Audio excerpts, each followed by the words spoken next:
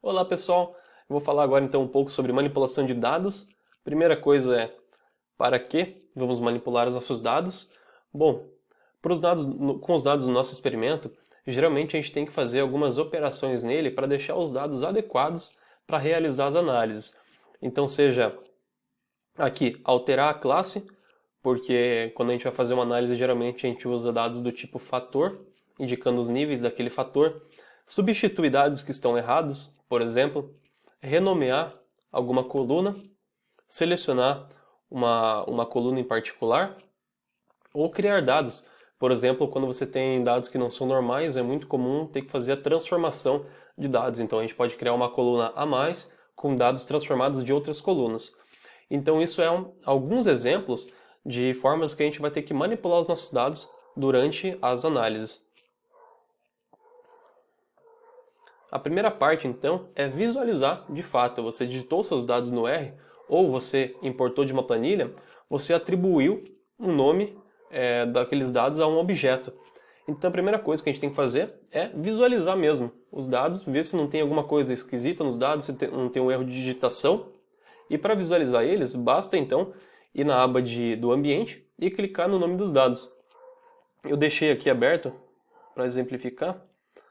Tem alguns dados que eu criei aqui, eu vou abrir eles. Nessa aba, quando você clica aqui no nome dos seus dados, esse foi o nome que eu usei para atribuir, ele vai abrir uma aba a mais. Nessa aba você pode então visualizar o que você tem. Lembrando que cada coluna é uma variável, cada linha é uma observação.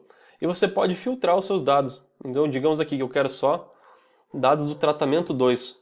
Então, ele filtra para mim o tratamento 2 e eu posso, por exemplo, colocar em ordem crescente, em ordem decrescente e observar os meus dados. Lembrando que aqui, essa parte, ela não é permitida fazer nenhum tipo de manipulação. Eu não consigo trocar os valores que estão nessas células. Eu só consigo visualizar e explorar.